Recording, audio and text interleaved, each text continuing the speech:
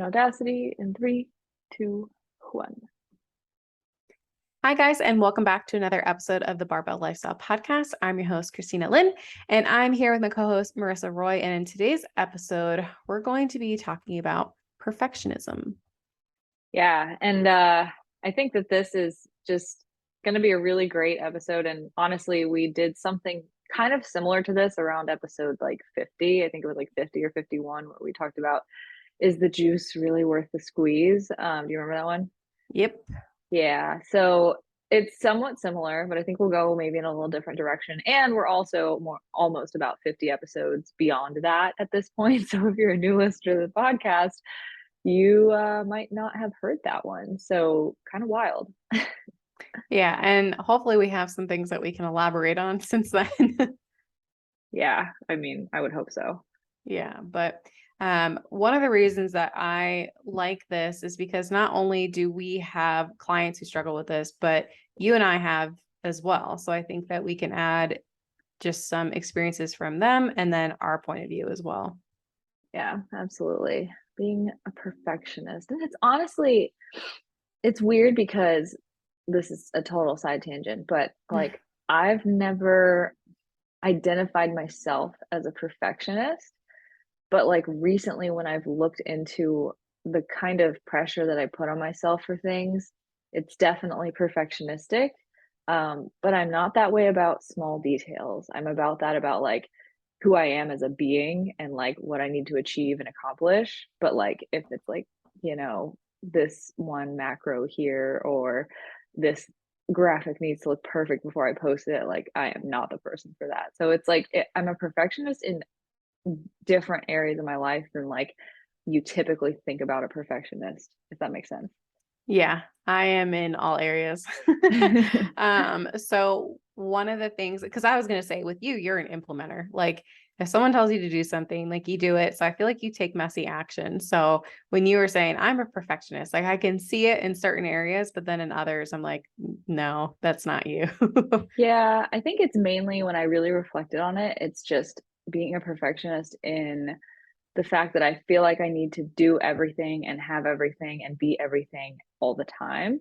Yeah. And like that's really what it is. And like the kind of pressure that I put on myself on the day to day. Yeah. But yeah, little details about shit. I really like if it's 80% done, it's good enough. Yeah. So I'm the opposite. So I really try to have everything perfect before I do anything, which is holding back in a lot of areas. And it drives my husband crazy because and I think part of it, and we've talked about this before, like there's just so much information out that sometimes it can be overwhelming to make a decision. So sometimes I stay stuck and I won't move on anything because I'm trying to make the perfect decision. Like something that's so silly, but is a like prime example is like a high chair. Like I've been trying to like find a high chair for Colton and I haven't done anything because like I'll be like, oh, this is good. Like I want this one. And then I read the reviews and I'm like, shit, that would have been the wrong purchase. And like, I don't know. So I'm like sitting there and I'm like, well, we don't have a high chair now because I can't make a purchase. And like my husband will ask for, I know, for me to purchase something on Amazon and I have something in my cart for like a week and he'll be like, did you buy it? And I'm like, no, because I'm still trying to decide. And he'll be like, oh my God. And he'll just go and order something. And I'm just, I don't know. Like for me, when it comes to like, even as something as silly as like house decor, like it just takes me a long time to like research things. And I've gotten so much better about being like, okay, the time I'm spending on this is ridiculous and I could be doing other things. So just make a decision. If it's wrong, it's wrong. Like you can return it or you do, whatever. So I've gotten a lot better, but like I've always been like this. So even in high school, like one of my favorite classes was art. I loved art. I loved drawing. I loved painting, like all those things. And I got like a C in AP art. But one of the reasons was I would never finish any of my projects because and then I would just turn it in like half finished because it just wasn't perfect enough. And I just, yeah. So like, I have some issues, but getting a lot better with them over time as I age. That's so funny. I think you have Yeah. mentioned that before about the art projects. I don't remember Yeah. when. I like I can literally we have like a sketchbook and that we'd have like these projects and I can like I'm sure I think I actually still have it. I could pull out and it would like I have like C's on everything because I just never completed everything because it like wasn't perfect enough. I'm surprised I turned anything in, to be honest, but Oh my gosh. and it's like it's so stupid because it's like my favorite subject, but Yeah. Oh my gosh, that's hilarious. yeah. I didn't like art very much because I just like I wasn't patient enough to like put the time in to like actually make anything look good. So I was just bad at it.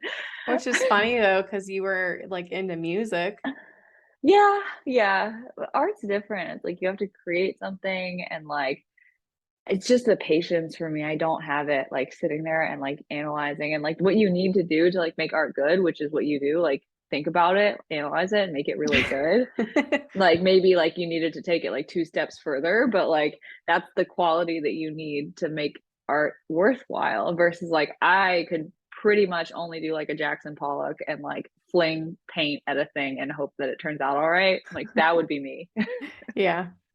Well, I hope that you guys enjoyed that deep dive into who we are as people, but we will bring this around to health and fitness. Yeah. So like I said, we did a episode on this about a year ago, I guess at this point. Is the juice worth the squeeze? And it was all about, the 1% details, like at the very, very tippy top of things of importance on that pyramid that really don't matter. And my favorite example of all of this is like when we're tracking macros. And so you've got your number of carbs and grams that you need to hit, your number of proteins, your number of fats.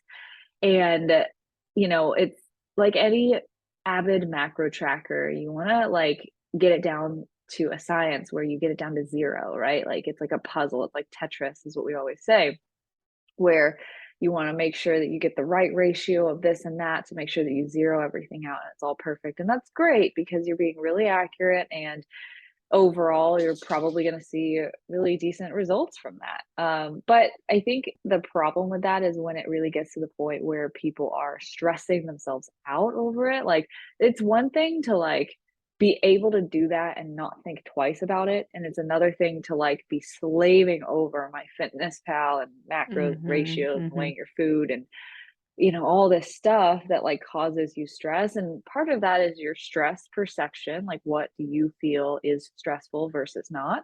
But some people find that very stressful, some people don't. And so, if you're one of those people that finds it extremely stressful, and you're trying to be perfect with your macros and hit them 0, 0, 0 every day, we have some good news for you that also might make you want to pull your hair out. Yeah. So I'm thinking about some clients that I've had in the past in particular that they were so stressed about doing everything as like the most optimal, like literally when it came to everything. Is my percentage of macros right? Am I being consistent enough? Am I working out? If I'm not working out enough, is my cardio okay? Is the type of cardio okay that I'm doing? Like questioned everything.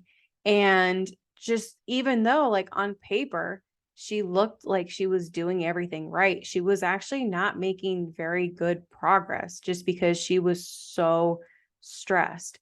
And I have other clients who are a little bit more balanced with their approach. It's not as stressful. They don't really question everything. They just show up and kind of do what they want to do. And they have, they'll eat maybe off a little bit here, a little bit under here. And like, it's just really not that big of a deal. They show up, they do their training. And if they miss a session, like they miss a session, and their perception of everything is just like, not a big deal, and they will make way more progress even though on paper they're just not being as consistent.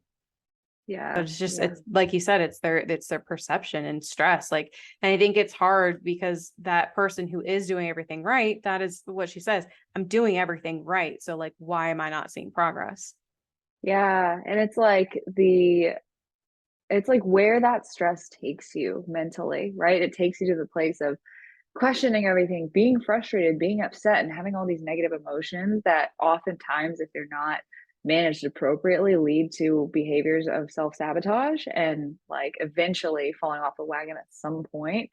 Versus if we kind of have that like easy, like happy go lucky, like mindset around things, and maybe we're not perfect, and maybe on paper we don't look like the perfect client, but we're able to just do that for longer. And maybe it's like a 70% grade, but we're able to do that for years and years and years. That person's going to get way farther than the person who goes hard for 3 months and then spends 6 months off, and then goes hard for a month and takes 3 weeks off because they just keep burning out, not from the actions themselves, sometimes from the actions themselves, but also sometimes just from the stress that it causes secondhand. So, Yeah. um, so I yeah, I just couldn't imagine like every single day, like questioning and stressing over everything, like just how exhausting that would be. it would literally like, I mean, that's something I talked about recently on like a client office hour was like, personally, I've recognized that I'm actually like a much more anxious person than I would normally like to admit. Like, I just spend a lot of time like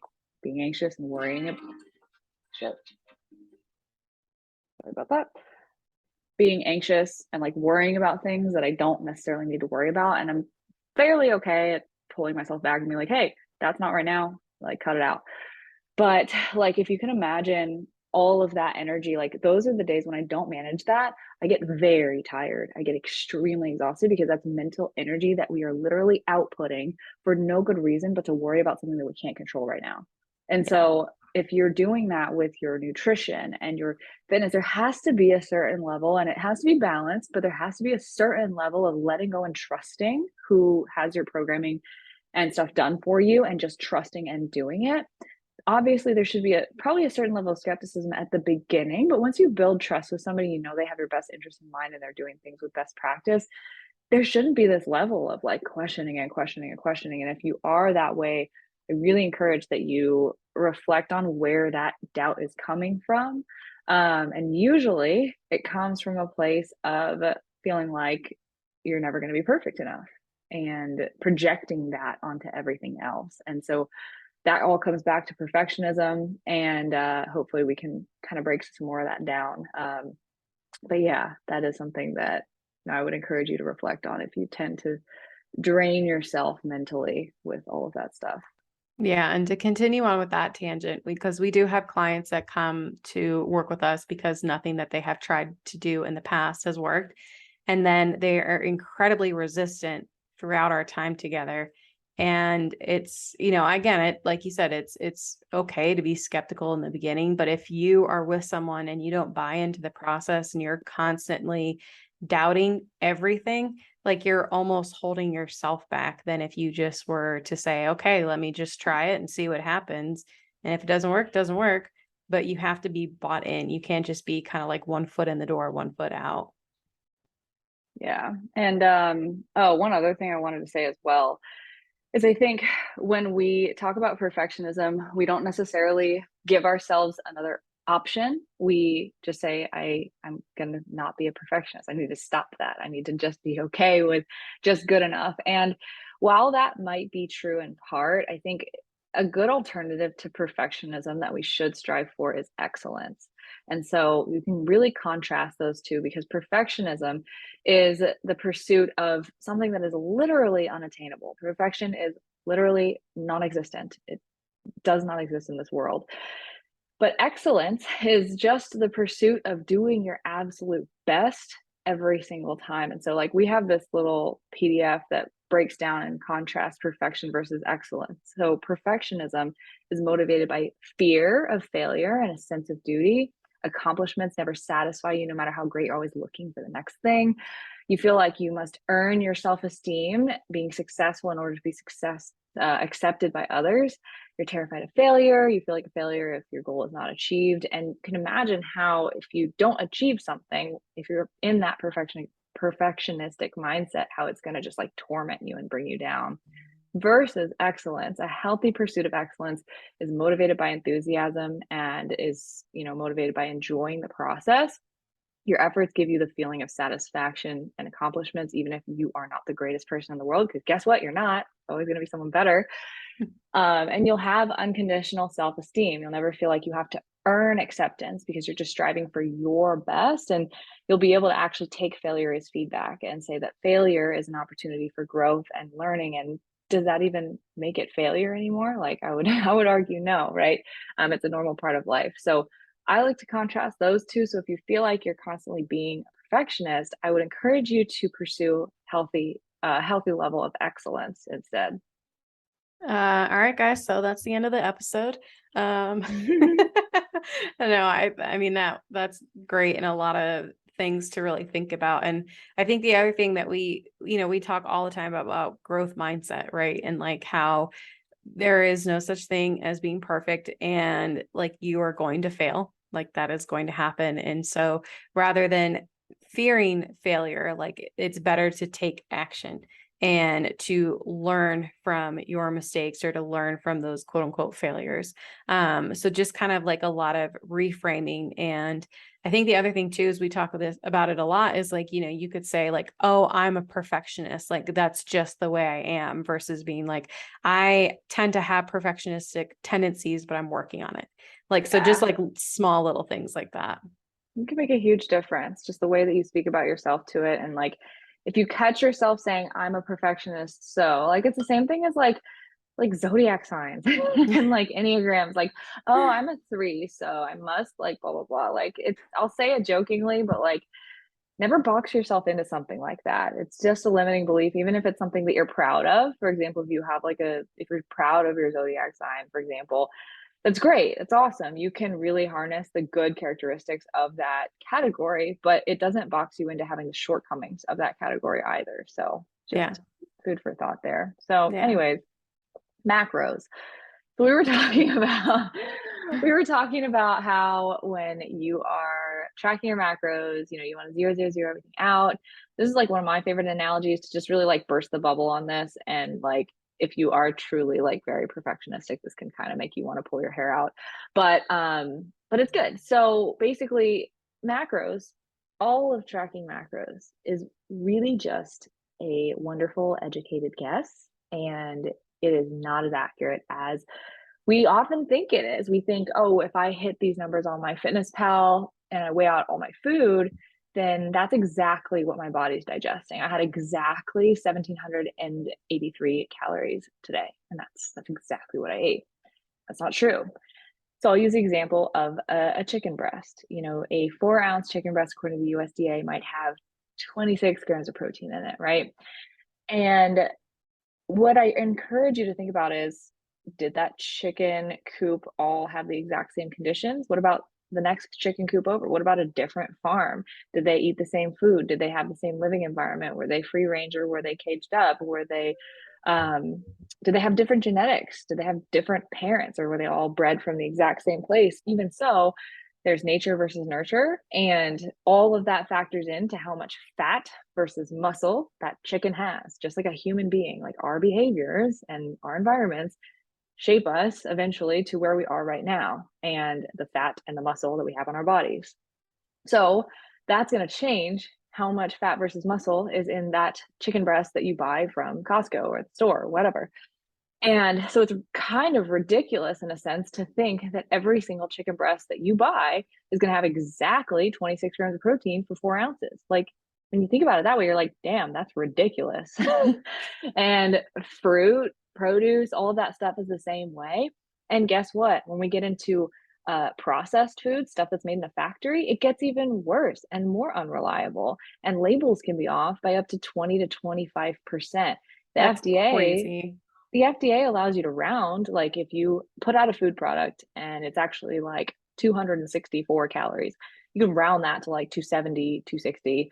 So there's a little bit of variance there. And that's what I used to think like, oh, yeah, that's like a little bit of variance. I should be careful about that. And then I found out that that's just the average of, how many calories are on average in a single package or single serving based on when they manufacture.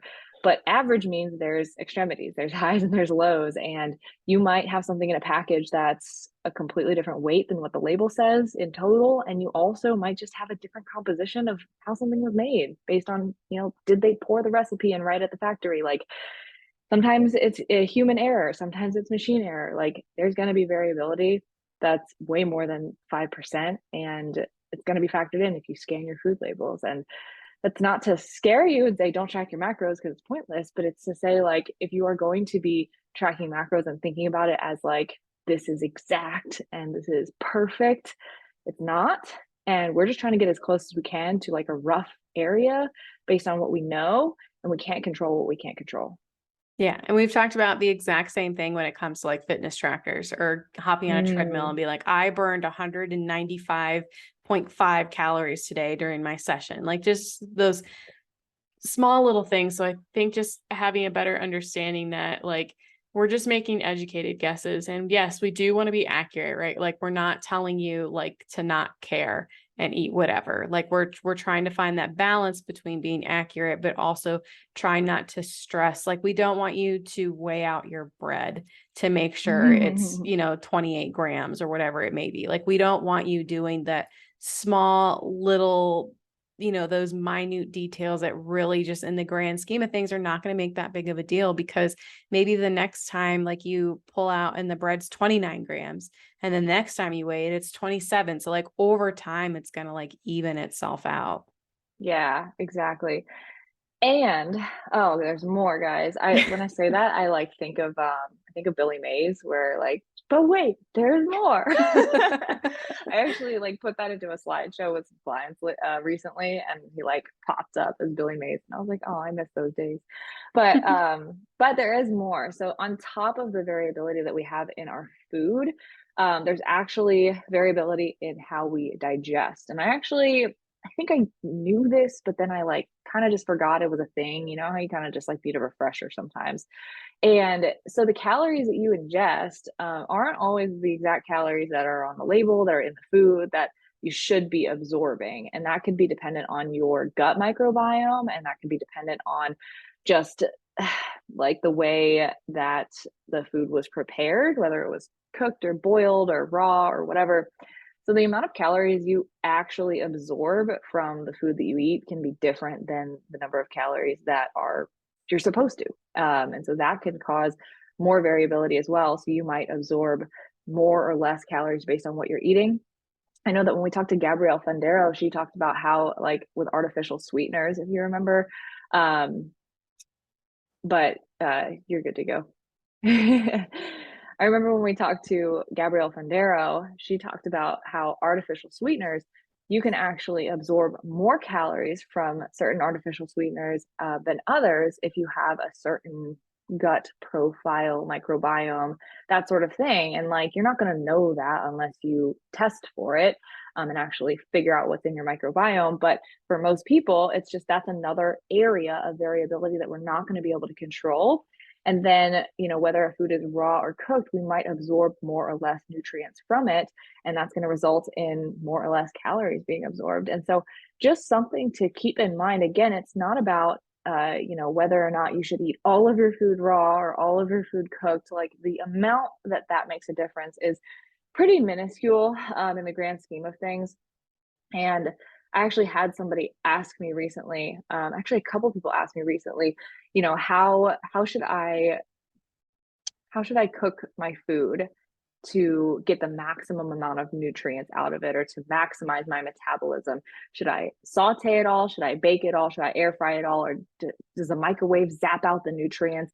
Like all these different kinds of questions. And the truth of it is yes, the nutrient profile of things does somewhat change depending on how you cook it, but the degree to which that actually matters is really minuscule. And if we spend our time stressing about it, then we're just going to get ourselves into a huge, huge headache. And so, my recommendation for that would be to make sure that you just have a variety of different cooking methods. So, whether that is you air fry some stuff, you saute some stuff, you eat some stuff raw. If you have a variety of that, then you're going to probably be in a good spot. And I say that for two reasons. Number one, too much of every too much of anything is probably not a good idea. If you have all of your food raw all of the time, I know that there's some people that do that, but think about what that might do to your digestive system. Like it is just going to be hard on your digestive system versus if you nuke everything in the microwave, like let's say everything goes in the microwave and you're zapping it all, that could potentially also cause a difference in how many nutrients you're able to absorb. So that may also not be the best for you, right? And so if you do have a variety of different cooking methods in your day, that's probably going to be the best thing for you because you're going to get a variety of different flavors, textures, as well as varying amounts of nutrients that you will absorb that will probably average out to end up being the amount of nutrients that you're tracking in your macros anyways. So that's what I have to say about that. But calories in versus calories out can get really complex, as well as just the ways that you cook your food, the whether the food is labeled or not, and how the upbringing of the food was. Like there are so many variables that make tracking your macros not perfect that we really need to take a step back when we're thinking that we are being perfect by hitting our macros to a T, and really just be able to critically analyze that. And I didn't even go into calories out, but if you want me to, I can do that too. I'm having my earphones ripped out right now. uh, I just said if you want me to, I can go into calories out too. yeah, I mean, you are more than welcome to as I deal with these technical difficulties with my other co-host. Yeah, absolutely. I would be happy to. I think, when it comes to, so we talked about how the food is raised or grown.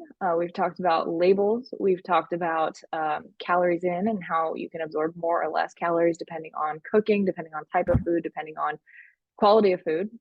And quality of food. Yes, you can absorb more calories from hyper palatable foods like super processed foods, fast food, for fresh to frozen, that sort of thing, versus foods that are actually fresh and whole and nutrient dense. But then when it comes to calories out, so we've got four components to that, right? We've got our energy expenditure in our exercise. We've got our energy expenditure from digesting food. So the thermic effect of food is the number of calories we burn when we are digesting. We also have our non-exercise activity thermogenesis. So we talk about this all the time with our step count. And then we've got our basal metabolic rate. So the number of calories we burn at rest. So all four of those things comprise our calories out. And here's the thing is when we do have those variabilities in calories in for all of those different reasons. But even when we are hitting our macros to a T, our calories out can vary depending on if we're dieting or not.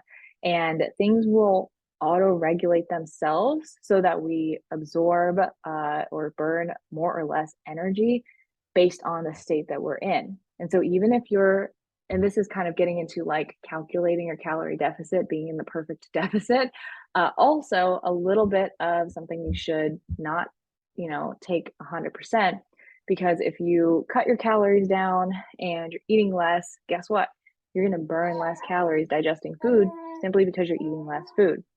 You're also going to most likely have a decrease in your energy levels, which could affect your non-exercise activity as well as your exercise activity burn.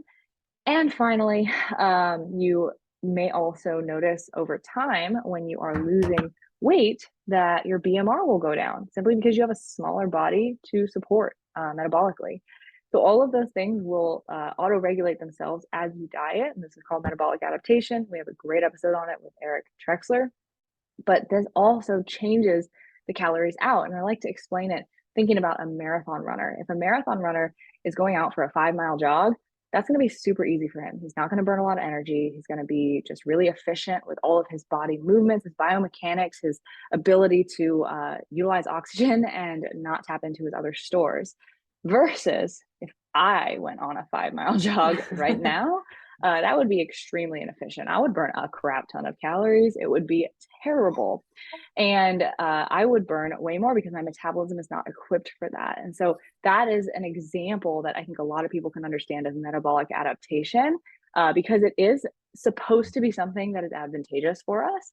And in that case, it is for the marathon runner and not for me. But for a lot of cases when we're dieting, we experience the same adaptation of burning less with the same stimulus. And that's a negative thing because we want to be in a deficit and a consistent deficit to lose weight. And so if we're thinking about, well, I calculated my deficit, I have the calories right here from my calculator online, and it should be perfect. I should be in a, 1,000 calorie deficit per day. The likelihood of that is also off, not only because of the inconsistencies in the food that we eat, but also in how we expend. And so if there's anything that you take from this, it's not that this is all a sham and you shouldn't do it. It's that you really should be careful about how much energy you put into being perfect around these things. Yeah. And then I'll also take that a bit further and say, if you're stressed about everything, if you're stressed about what you're eating, how much you're burning, like that's, again, it's just going to make things even worse on top of what you're already like dealing with. Yeah. Yeah, Yeah. absolutely. And we talked a lot about that at the beginning, which I think is great. Yeah. So what can you do about all of this? Yeah. So So hopefully you're not just like, oh my God, like I shouldn't exercise, like I shouldn't eat, or nothing matters because there's so much of a variance. yeah, it does matter. And ultimately it is just a very messy equation, but that's okay, right? And at the end of the day, it's going to do a lot more if you again put in your best effort, you strive for excellence, and you take as many steps forward as you can, just in spite of the lack of perfectionism or perfectness that you can achieve. Yeah, like ultimately that's going to get you way farther. And I think that ultimately if you're going to track your macros, you should try to track them well. You should try to be fairly accurate with them. You should do your best. And if you're not going to track macros, there are other approaches that will work for you, most likely. Like just commit to a different approach. I think one thing that I like to talk about as well with clients, because there are so many different ways that we can go about reaching our goals, is we often get paralyzed by like, well, I want to track macros, but I also want to listen to my hunger levels, I also want to do hand portion sizes, and I also want to do this and that. Like just pick one method and stick to it and strive for excellence in that, because if we try to do too many things, or try to be perfect with too many things, then we're also going to just hit a wall. And so what I think you can do about all this is just try to do it well. Don't stress yourself out about the little things that truly, truly don't matter. And if you're doing your best, you're overall going to get most of the variables fairly right. And you're going to be pushing yourself in the right direction. And because it's such a messy equation, it doesn't need to be perfect for you to be able to move forward.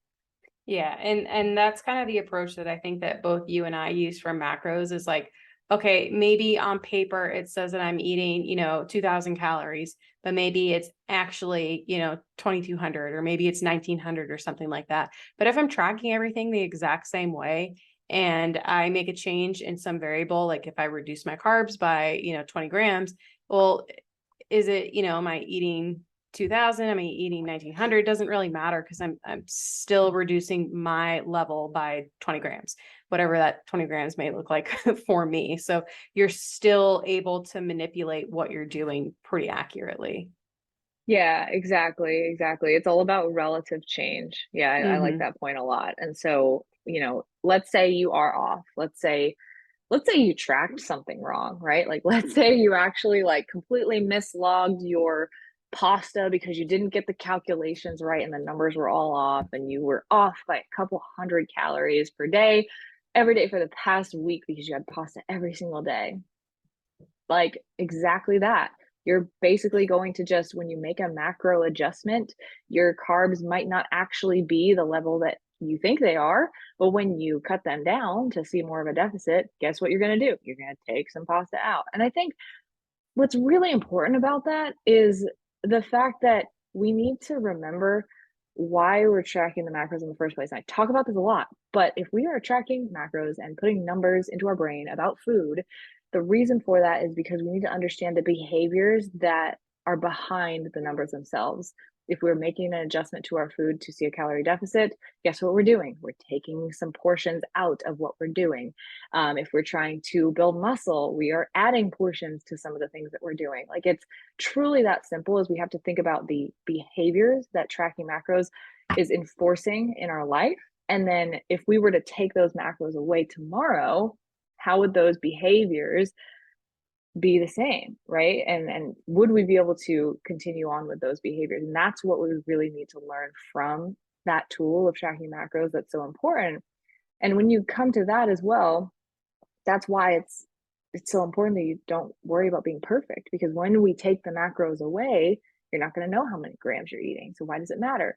We just take a little bit out or we add a little bit in, depending on what our goals are. And I think that's what's really most important about remembering to strive for excellence. And then also really just learning the habits that are underlying from the macros.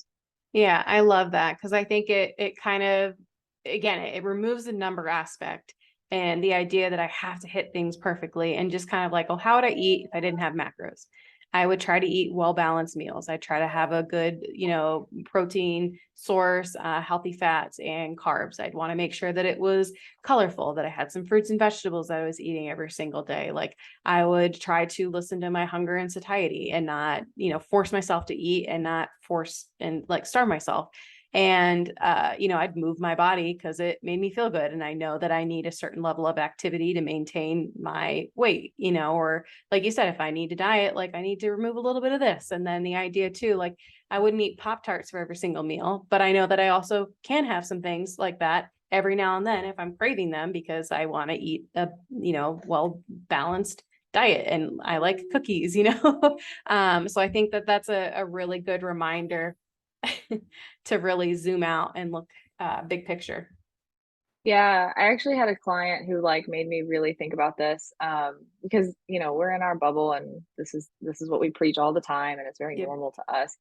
But I had a client who actually got married on the same weekend that I did, and she lost about, I think, 15 or so pounds from like February until August for her wedding. So it was really slow and steady, but it was really sustainable in that way. But she came to me like last week and she was talking about how her new mother-in-law was like astonished with how she looked. And she was like, "You look amazing." And she was like, "Yeah, I mean, you saw me at the wedding." But she was complimenting how she had lost weight, how she looked so much, I mean, not better, but like she looked different. And she was like very like pleased with her progress.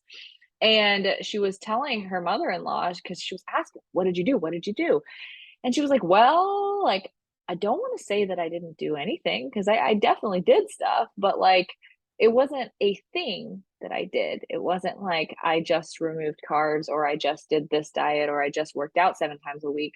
It was, I did a little bit more of this, I did a little bit less of that, and it all kind of just added up over time." And so that was a very cool moment for her as well as for me to hear about it, because her mother-in-law like could not comprehend, like it was like literally not hitting. She was like, "Yeah, but what did you do? Like, what diet?" And she was just like, I don't have an answer for you." Yeah. So that was really funny to reflect on, because it's just not the way people's brains work. And I think that's why when people get into tracking macros too soon or with the wrong kind of like background behind it, they can get so black and white and like, I have to hit the numbers or I'm not doing this right and I have to be perfect, because that's all they've really known is like macros can just turn into another thing if we're not careful about really how we think about it. So I think that is something that made me really reflect upon is, yes, we were using numbers to get her to that result for her wedding, but she understood what the macros were actually making her do that made her successful. So it didn't feel like she was just doing a thing to get there. Yeah, I think that's a really good reminder. And I had a client who similar, she was losing weight and she had lost about 30 pounds. And she'd go over to her, her family's house and she'd eat all this food. And they were like, "Why are you eating all that?" She's like, "Because I need to hit my macros." Like, and they're like, "But aren't you dieting? Aren't you losing weight? Why are you eating so much?" And she's like, "Well, because like this is what I need to lose weight. Like this is how my," and it was just like they didn't understand, they didn't comprehend. Yeah. And so, and I think that we have some clients that struggle with this, with, the whole idea like, well, I want to lose weight, so I should be dieting. So why is my food so high? And it's like, well, you're losing weight. Like, And why they're why like, shouldn't it be? yeah, but why am I not dieting? But it's like, but you're But you losing are. weight. Yeah. Yeah. So I think it's just hard. And that's, completely irrelevant to what we're talking about right now. Um, but I really like the idea of zooming out and looking big picture.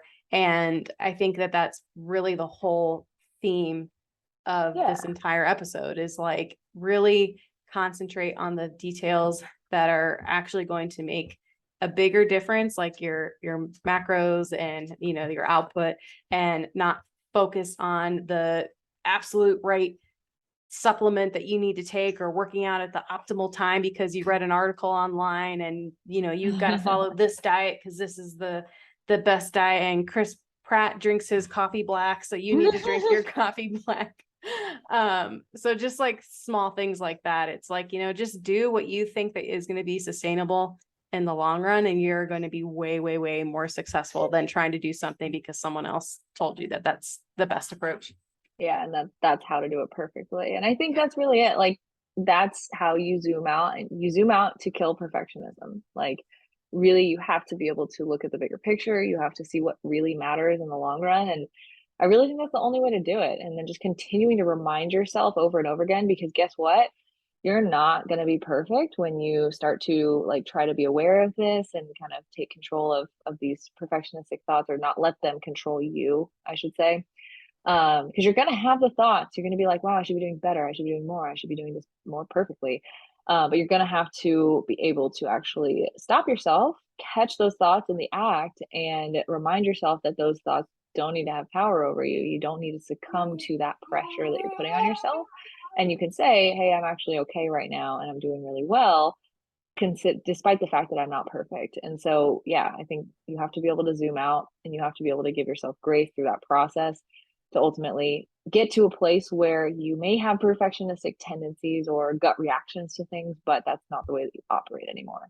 Yeah. And one more thing I want to add, when it comes to like the all or nothing mentality, and, you know, we talked about kind of like the averages, and I think it's not just when it comes to your macros or when it comes to your exercise, but just you and your day to day. So I have some clients, like right now I'm thinking about who they're struggling at work. They have a lot going on. And so they, you know, were like, I had a really bad workout.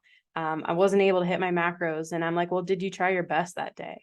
And they're like, yeah, but I didn't do X, Y, Z. I'm like, okay, but you still gave it your effort. It's not like you just said, screw it, and you did whatever.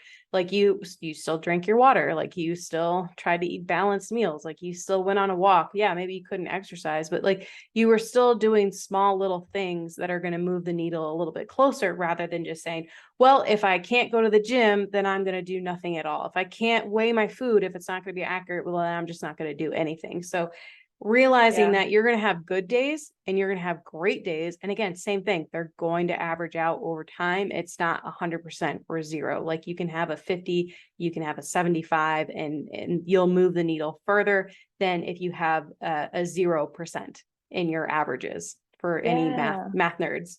Yeah, actually, Kate had a really good post about this that we had on the podcast with, what was it called? I forget what the episode was called, but you know, she was basically just shouting motivation at everybody. It was Motivation. awesome. What was the post? I'm gonna pull it up because it was really good. It was like a tweet style post, and it says, "Stop worrying about the pace. You're moving faster than those who have taken no action at all. Keep going." That's it. That's the post. Yeah. So I think that, you know, I'm surprised because I think we're done and it's under an hour. Yeah. But I think this, I think this is a really good episode, because I know, again, you know, Marissa and I struggle with some things, and maybe not when it comes to health and fitness, you know, all the time. Again, I'm not going to say that we don't struggle, but hopefully this helps you in some area and kind of takes that stress or that pressure off of you to feel like you have to be doing something at 100%, and just realizing that it's okay to have some days that aren't. So do you have anything else to add? No, that's it. No. Awesome. I feel like you could have done a mic drop halfway through, but guys, we hope that you enjoyed this episode. And if you haven't already, make sure you subscribe to the podcast. You can find both of us on Instagram. You can find me at Christy Lynn Fit. Marissa's at Marissa Roy Fitness. Thank you so much for listening, and we hope to see you back next week.